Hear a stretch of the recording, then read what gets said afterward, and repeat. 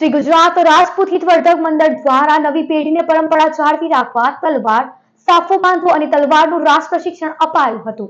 ભરૂચના શ્રી ગુજરાત રાજપૂત હિતવર્ધક મંડળ દ્વારા છેલ્લા 12 વર્ષથી તેમના રાજપૂત સમાજના અંદાજિત 2500 લોકોએ તલવારબાજી, સાફો બાંધવો અને તલવાર રાસની તાલીમ આપીને તૈયાર કરવામાં આવ્યા છે.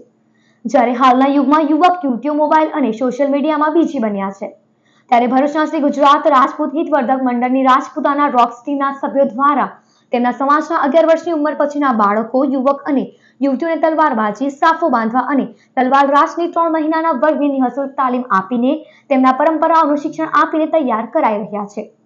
હાલમાં અહીંયા લગભગ 350 જેટલા યુવક યુવતીઓ તાલીમ મેળવી રહ્યા છે. ચાર્લ્સ ડાર્વિનના ડીએનએના સિદ્ધાંત મુજબ જો કોઈ વ્યક્તિની લાક્ષણિકતા તેની આવનાર પેઢી સુધી ન પહોંચે તો ધીરે ધીરે તેના ડીએનએમાંથી વિમુખ થાય છે. ક્ષત્રિય અને હિન્દુઓમાં સમાજમાંથી જો તલવારને કાઢી નાખવામાં આવે તો ઇતિહાસ જ અધૂરો રહી જાય છે. જે માટે ભરૂચ શ્રી ગુજરાત રાજપૂત હિતવર્ધક મંડળ છેલ્લા 12 વર્ષથી ક્ષત્રિય સમાજની તલવાર અને માથે સાફો બાંધવાની વિદ્યાને જીવિત રાખવા માટે પ્રયાસો કરાઈ રહ્યા છે. ઇતિહાસને આપણે જોઈએ તો તલવારોને જો ક્ષત્રિય સમાજના અને સમગ્ર હિન્દુ સમાજના ઇતિહાસમાંથી જો તલવારોને કાઢી નાખવામાં આવે તો ઇતિહાસ જ અધૂરો રહી જાય એ વાત કંઈ ખોટી નથી. ત્યારે ક્ષત્રિય સમાજના ડીએનએની અંદર જે આ તલવાર છે, ક્ષત્રિય સમાજના માથા પર રહેલી પાઘડી, એનો સાફો છે, એ આ વિદ્યાને જીવિત રાખવા માટે પાછલા અસંખ્ય 10 થી 12 વર્ષથી આ વિદ્યાને જીવિત રાખવા માટે નિરંતર પ્રયાસ થઈ રહેલા છે.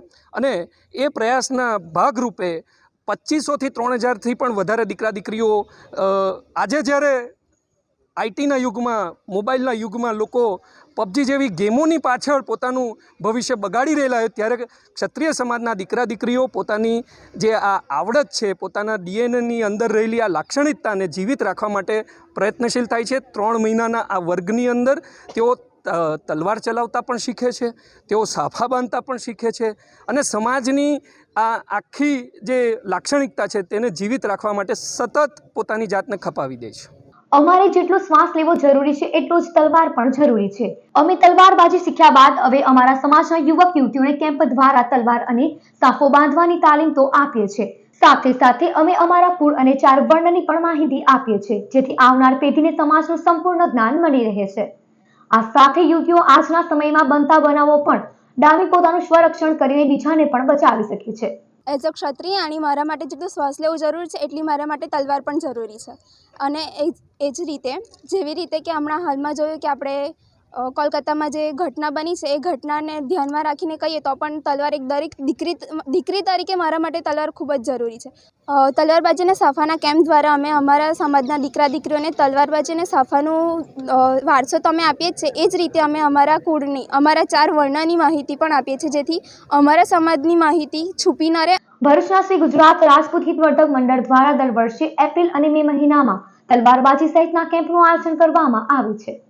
રાજપૂતાના રોડ ગ્રુપ તરફથી રાજપૂત છાત્રાલય ખાતે આજથી 12 વર્ષ પહેલાં તલવારબાજી અને સાફાનું એક સમર કેમ્પ તરીકે ચાલુ થવામાં આવ્યું હતું. અને એ જ રીતે દર એપ્રિલ અને મે મહિનાની વચ્ચે અમે લોકોએ આ કેમ્પની શરૂઆત કરીએ છીએ અને દશેરા સુધી અમે આ કેમ્પનું આયોજન ચલાવીએ છીએ.